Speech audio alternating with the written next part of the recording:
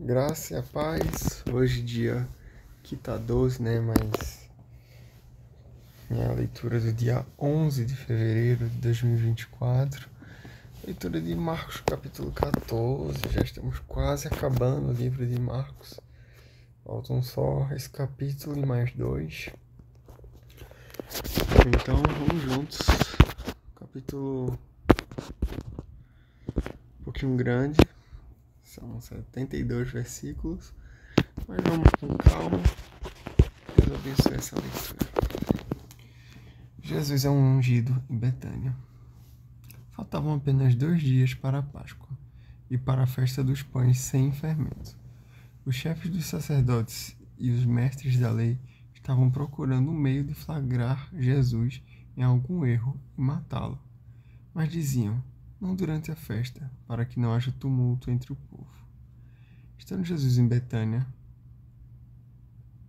reclinado à mesa na casa de um homem conhecido como Simão, o leproso, aproximou-se dele certa mulher com um frasco de alabastro, contendo um perfume muito caro, feito de nardo puro. Ela quebrou o frasco e derramou o perfume sobre a cabeça de Jesus.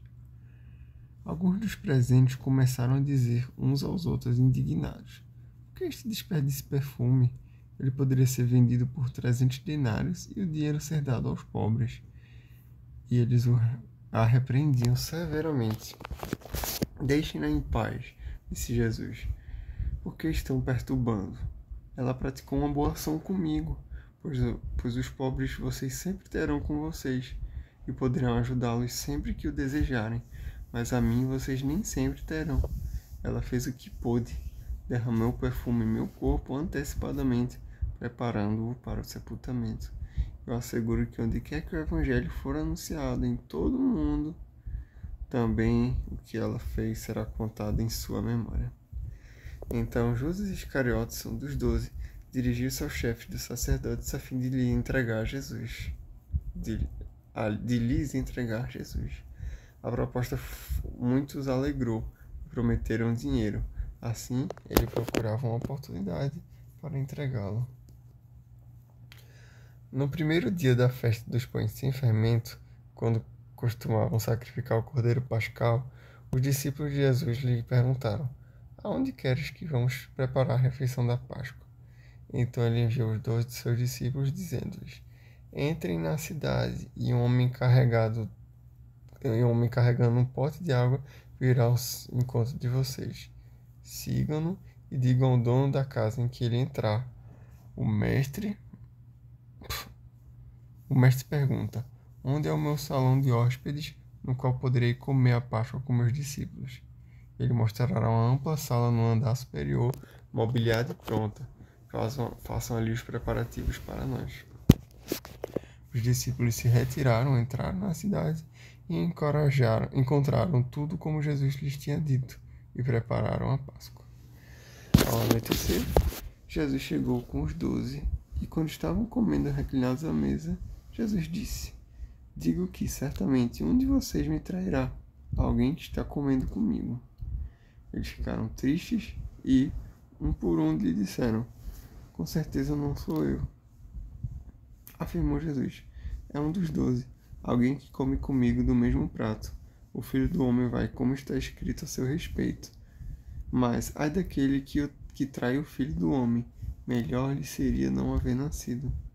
Enquanto comia, Jesus tomou o pão, deu graças, partiu e deu aos seus discípulos, dizendo: olha só, discípulo, essa foi a palavra.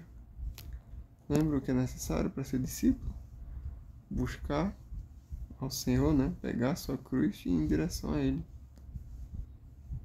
Em seguida, tomou o cálice e deu graças, oferecendo aos seus discípulos, e todos beberam. E disse-lhes: isto é o meu sangue da aliança, que é derramado em favor de muitos. Eu afirmo que não beberei outra vez do fruto da videira, até aquele dia em que beberei o vinho novo no reino de Deus. Então vai ter vinho no reino de Deus. Tem, né? Depois de terem cantado um hino, saíram para o Monte das Oliveiras. Disse-lhe Jesus: vocês todos me abandonarão, pois está escrito: ferirei o pastor e as ovelhas serão dispersas. mas depois de ressuscitar, irei adiante de vocês para a Galiléia. Pedro declarou: ainda que todos te abandonem, eu não te abandonarei. Jesus respondeu: ainda hoje, essa noite, antes que duas vezes cante o galo, 3 vezes você me negará. Mas Pedro insistia ainda mais: mesmo que seja preciso que eu morra contigo, nunca te negarei. E todos os outros disseram o mesmo. Olha só, Pedro disse: eu jamais vou te trair, Jesus. Jesus disse: tu vais ser o primeiro. Poxa, se os discípulos que viram Jesus, andaram com Jesus, abandonaram ele em algum momento, imagina a gente, como a gente é ruim. Meu Deus, a gente abandona Jesus o tempo todo. Quando a gente deixa de orar, quando a gente deixa de perguntar a ele o que ele quer da nossa vida, quando a gente deixa de obedecê-lo, a gente tá virando as caras para ele. Eu falo isso primeiro para mim, isso é muito sério. Então foram para um lugar chamado Getsêmani. E Jesus disse aos seus discípulos: sentem-se aqui que eu vou orar. Levou consigo Pedro, Tiago e João e começou a ficar aflito e angustiado. E lhes disse: a minha alma está profundamente triste, uma tristeza mortal. Fiquem aqui e vigiem. Indo um pouco mais adiante, prostrou-se e orava para que, se possível, fosse afastada dele aquela hora. E dizia: Abba, Pai, tudo te é possível, afasta de mim este cálice. Contudo, não seja o que eu quero, mas sim o que tu queres. Então, voltou aos seus discípulos e os encontrou dormindo. Simão, disse ele a Pedro: você está dormindo? Não pôde vigiar nem por 1 hora? Ou seja, Jesus estava aí orando, fazia 1 horinha. Vigiem e orem para que não caia em tentação. O espírito está pronto, mas a carne é fraca. Mais uma vez ele se afastou e orou, repetindo as mesmas palavras. Quando voltou, de novo os encontrou dormindo, porque os seus olhos estavam pesados, eles não sabiam o que dizer. Voltando pela 3ª vez, ele lhes disse: vocês ainda dormem e descansam? Basta, chegou a hora. Eis que o Filho do Homem está prestes a ser entregue nas mãos de pecadores. Levantem-se e vamos. Aí vem aquele que me trai. Enquanto ele ainda falava, apareceu Judas, um dos 12. Com ele estava uma multidão armada de espadas e varas, enviado pelos chefes sacerdotes, mestres da lei e líderes religiosos. O traidor havia um sinal com eles. Aquele a quem eu saudar com beijo é ele. Prendam-no e levem-no em segurança. Dirigindo-se imediatamente a Jesus, Jesus disse: Mestre, e o beijou. Os homens agarraram Jesus e o prenderam. Então um dos que estavam por perto puxou a espada e feriu o servo do sumo sacerdote, decepando-lhe a orelha. Disse Jesus: estou chefiando alguma rebelião para que vocês venham me prender com espadas e varas? Todos os dias eu estive com vocês ensinando no templo. Vocês não me prenderam, mas as escrituras precisam ser cumpridas. Então todos o abandonaram e fugiram. Um jovem vestindo apenas um lençol de linho estava seguindo Jesus. Quando tentaram prendê-lo, ele fugiu nu, deixando o lençol para trás. Isso é uma informação interessante que não tem nada a ver com nada, né? Mas é um detalhe interessante. Levaram Jesus ao sumo sacerdote. Então se reuniram todos os chefes dos sacerdotes, os líderes religiosos e o mestre da lei. Pedro seguiu de longe até o pátio do sumo sacerdote. Sentando-se ali com os guardas, esquentava-se junto ao fogo. Os chefes dos sacerdotes e todo o sinédrio estavam procurando depoimentos contra Jesus, para que pudessem condená-lo à morte, mas não encontrava nenhum. Muitos testemunharam falsamente contra ele, mas as declarações dele não eram coerentes.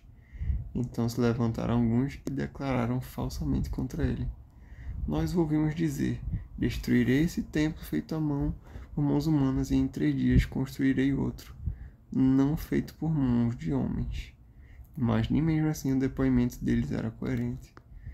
Depois o sumo sacerdote levantou-se diante deles e perguntou a Jesus: você não vai responder à acusação que estes fazem sobre você? Mas Jesus permaneceu em silêncio e nada respondeu. Outra vez o sumo sacerdote lhe perguntou: Você é o Cristo, filho do Deus bendito? Sou, disse Jesus, e vereis o Filho do Homem assentado à direita. Nossa, isso aqui é uma cor clara, vindo as nuvens do céu. Em outro momento, né, o sumo sacerdote perguntou, gente, é importante voltar lá para o final do capítulo de Mateus, que o Herodes, eu acho, não sei se foi Pilatos, perguntou: Você é o rei, você é o Cristo? E aí Jesus disse: Tu o dizes. E agora Jesus diz: Sou. Ou seja, em algum momento ele disse sou, em algum momento ele não disse que ele era. Mas isso aconteceu, ele está confirmando agora. O sumo sacerdote, rasgando as próprias vestes, perguntou: Por que precisamos de mais testemunha? Vocês ouviram a blasfêmia, que acham? Todos julgaram digno de morte. Então alguns começaram a cuspir nele, vendaram-lhe os olhos e, dando-lhe murros, diziam: Profetize! E os guardas o levaram, dando-lhe tapas. Estando Pedro embaixo no pátio, uma das criadas do sumo sacerdote passou por ali. Vendo Pedro aquecer-se, olhou bem para ele e disse: Vocês também estavam com Jesus, o Nazareno. Contudo, ele negou, dizendo: Não o conheço, nem sei quem ele está falando, do que você está falando. E saiu para o alpendre. Quando a criada o viu lá, disse novamente aos que estavam por perto: Este aí é um deles. De novo ele negou.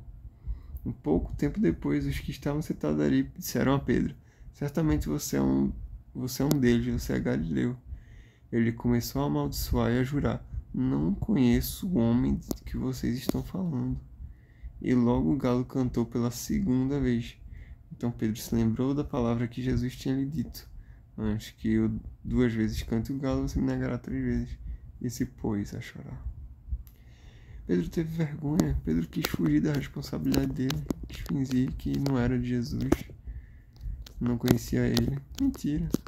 Conhecia. Andou com ele. Mas quis safar a própria vida. E aí, por causa disso, ele morreu. Não fisicamente, ele morreu por dentro finalmente. E aí começou a realmente ser um discípulo. Depois que Jesus se foi. Então é isso. Finalizamos o capítulo 14, capítulo longo, mas né, aquele momento do julgamento, complicado. Mas foi uma bênção, viu? Amém. Deus abençoe e até amanhã.